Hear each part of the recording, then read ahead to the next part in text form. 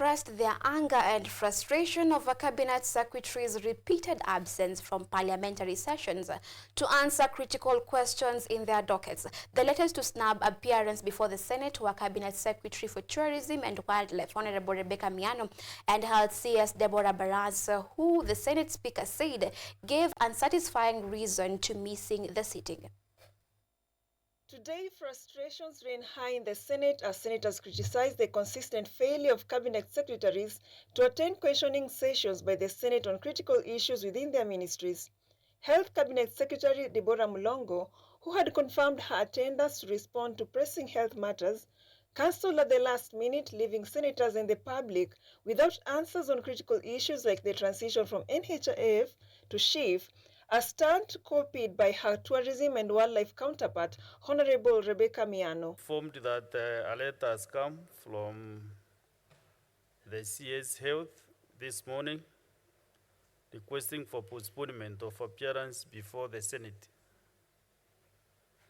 And they have given a reason that the CS is indisposed and she is not able to appear until a later date.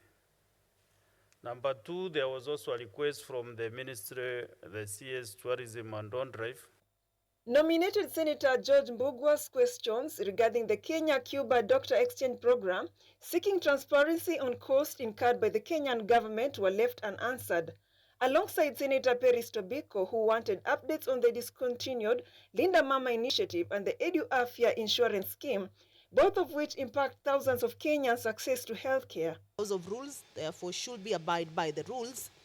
So we are waiting for the... A seemingly frustrated Senator Chute Mohammed argued that cabinet secretaries ought to notify the Senate 24 hours before cancelling the appointment, terming this as a lack of accountability.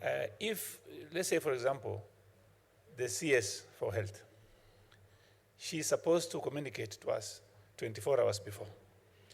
If she has sent the letter today, Honorable Speaker, that means she doesn't care. Senator Enoch Wambua proposed disbanding of the Wednesday session set aside for cabinet secretaries, saying it has turned to wasted mornings, with Senator Daniel Manzo suggesting more drastic actions like resignation of uncommitted cabinet secretaries. And I have heard Senator Chute saying that perhaps we need to bring a motion of censure against the cabinet secretaries. But Mr. Speaker, maybe that is not enough. If they cannot appear, Mr. Speaker, then perhaps we should even disband the Wednesday morning sittings. Mr. Speaker, I want to say as a young legislator, it's very disheartening because these are people we actually want to lead by example. We have set aside Wednesday for this, and that's why this particular day, there's never cabinet or an engagement with them, with the president, unless it is extremely urgent. And I believe cabinet secretaries should take parliament serious. They are the image of the government. In this particular matter, they have failed the government terribly, and something must be done. Either one resigns if they are unable to handle the business as a cabinet secretary, or as a house, we take action. However, other senators were of different opinion. Kuteleza sio kuanguka. Na mimi naomba jumba la Senate kwamba tuna haki kikatiba kuwasikiza na wao kutupa majibu kuhusiana na changamoto zinazowakumba Wakenya.